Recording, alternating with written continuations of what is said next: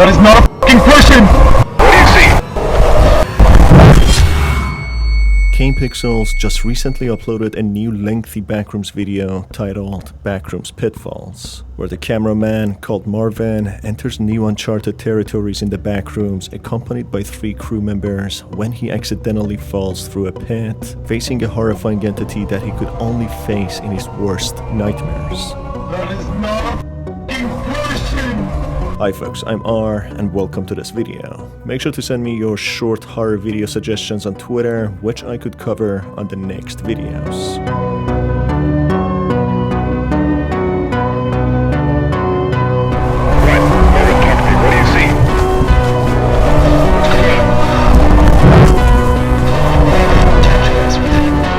On May 6th, 1990, roughly 2.5 years after Async organization managed to successfully open a portal to an unknown dimension referred to as Backrooms, a documented video by Marvin E. Lay portrays the experiences of a few Async facility personnel exploring this puzzling extra-dimensional space. The person recording the footage seemingly being Marvin, entering the facility, observing the many sanitized hazmat suits hanging on a rack ready to be worn, while noticing a couple of other people talking about a peculiar structural place with strange buildings, seemingly referring to the Backrooms. A jump cut on the footage shows these 2 people wearing white lab coats when they take them off and put on the hazmat suits. This indicates that the explorers within the Backrooms are typically scientists who try to not only map out this extra dimension, but to also study it. Another jump cut reveals that 4 out of the 5 available hazmat suits are taken off the rack, indicating that in fact 4 people enter the Backrooms at a given time usually, with only 3 being observable as 1 typically documents their expedition. One of the personnel reveals his name, being Mark, and the cameraman confirms his name to be Marv, or in other words, Marvin E. Lay, the person who documented this video. Just when another personnel confirms his name being George, trying to expand more, the scene is cut short, moving on to the next segment of the video. 1, 2, 3, Mark, mic check. You're all good. This is Marv, 1, 2, 3. Marv, mic check, 1, 2, 3. Great. This is George, mic. Entering the portal room, the sheer gravity it bears sends shivers down Marvin's spine, who notices a person above, behind observation windows, looking down at the scientists who are to enter this terrifying place, with this person presumably being no other than Ivan Beck, the vice director. As soon as they enter this pocket dimension, it's clear that Async has repurposed the very first parts they encounter, building up partitions and having observing windows to monitor the place better, having some other personnel and employees presented within the Backrooms. Another jump cut starts with Marv asking the other explorers if a vertical expansion has been approved, indicating that Async has plans to move further into the Backrooms and expand their facilities within this uncharted territory. The explorers follow a yellow tape with arrows pointing the opposite direction they are headed to, when they finally reach a large red wheel which seemingly contains hundreds of meters of the red tape the explorers use to trail their way. The yellow tape seems to fix the red tape to the ground and secure it, directing the explorers back to the gate with the arrows. The yellow tape seems to also indicate how far the explorers have gone into the Backrooms, with many tools and items available to suggest they have charted the place, safe to be repurposed and studied further by other personnel. Picking up the red tape from the wheel and moving further into the Backrooms, they reach a new area full of square pits, all equal in size and dimensions, perfectly aligned with each other, which seem to be very deep as the base is not even remotely visible. One of the members decides to carefully use the narrow edges of the pits and reach the other end, which leads to a door. Opening the door, this personnel is shocked to what he finds behind, instructing Marv to get the camera across and film this mind-boggling discovery. Oh my god. What do you see? Everything okay?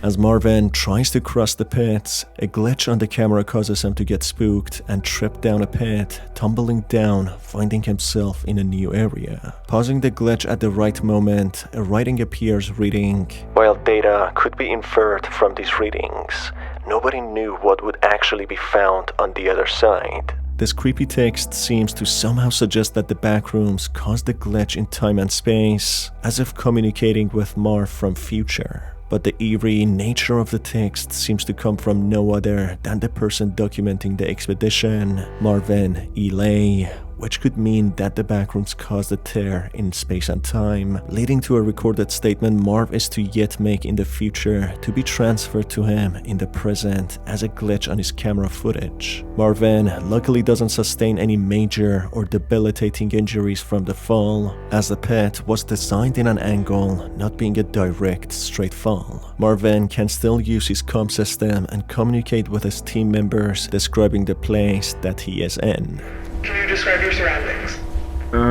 It's different. Like a room up there, but architecture's the same, but the wallpaper is different. While trying to figure out how to retrieve Marv, he hears a loud sound seemingly as if a person is yelling for help. He proceeds to inform his team members about it, who all become perplexed to how a person would survive down here. What was that? What was what? I don't know. I didn't hear anything up here. Sounded like... I think there's somebody down here. What? I hear yelling. Like, a person is yelling. What, a person? That makes no sense. Are you sure you're not just hearing us? Marv, surprisingly, decides to follow the sound, reaching a gap on the wall which leads to a tunnel leading into a suburban neighborhood with streetlights, houses, and even a fire hydrant. Oh my god. Marvin? Marvin, do you copy? Hello? Hello? Can you hear me? Marv continues on his search for this unseen person in order to save him and take him back to the base. Entering one of the houses with its lights on, he witnesses a sight which couldn't be explained in any way sensible. The inner space of the house doesn't match the approximate size of the house observed from the outside. There are inverted road signs coming out of the carpet with a deep, narrow corridor leading to an obscured location. This clearly depicts how this dimension is only a mimic of what the real world is like, poorly trying to resemble it but not obeying the laws and limits of physics, space, and time. The shouting sound is heard yet again from someone seemingly asking for help. Marv decides to explore the corridor when his comm system starts breaking, losing touch with his crew. After reaching the other side of the corridor, Marv reaches a room with cardboard boxes flattened on the ground, as if creating some sort of soft topping, pair of shoes and chairs, suggesting as if someone has been living here. Going into a larger room which resembles the typical shape of the backrooms, the loud shouts for help are yet again heard in an identical manner, as if they are pre-recorded, when Marv is horrified to what he witnesses, seeing a mesh-like entity echoing these sounds, which makes him run back through the corridor in panic, with the entity starting to yell as loud as possible in a petrifying manner, seemingly chasing after him.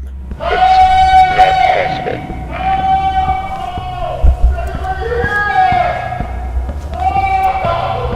Hey! Can you hear me? I think about it. Sorry, can you repeat that? Marvin? That's not a person. What is it? That is not a f***ing person! What? Marvin, talk to me. What do you see? What's going on? Touch us with it.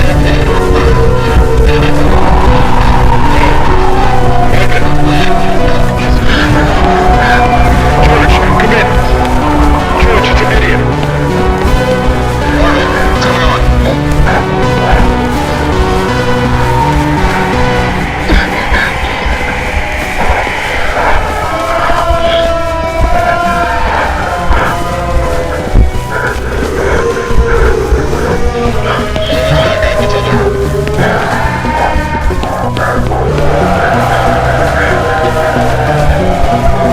Kim, I need that suitcase. Hey, look at this.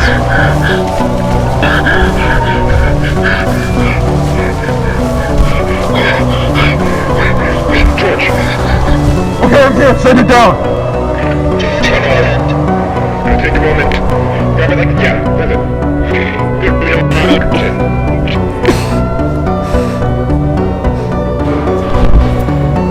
In a tense and suspenseful chase, Marv manages to reach the pit end where he fell through when the other members sent him a suitcase attached to a tether, pulling him up. Marv is then left in the middle of the pit where there's an almost flat angle, allowing him to take some refuge there while the crew devises a plan to rescue him. That's when the video is cut prematurely, not revealing to what actually happens. But according to the tape, finding its way safely back to the facility, and it also having the credit given to Marvin without having any mention of him being dead or lost, such as saying things like in loving memory of or RIP, it's safe to assume Marvin made it back alive. The mesh monster, on the other hand, seems to be able to absorb sounds with it yelling and shouting for help, trying to see if anyone's there, suggesting that its last victim was someone who shouted for help and uttered the exact same words, with the entity able to mimic them and lure people into its trap. Not possible.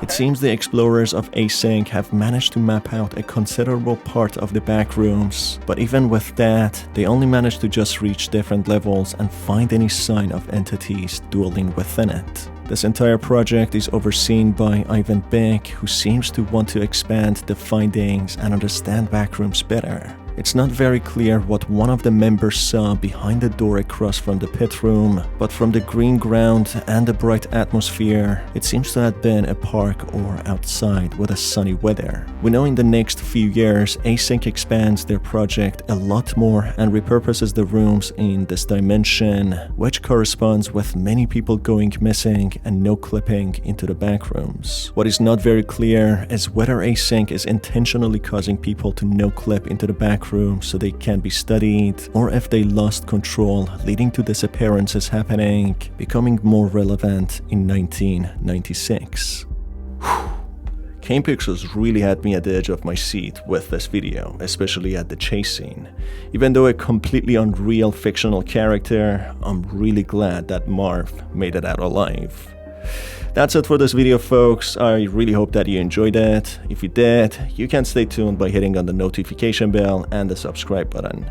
It's been your host Star, and I will see you on the next video.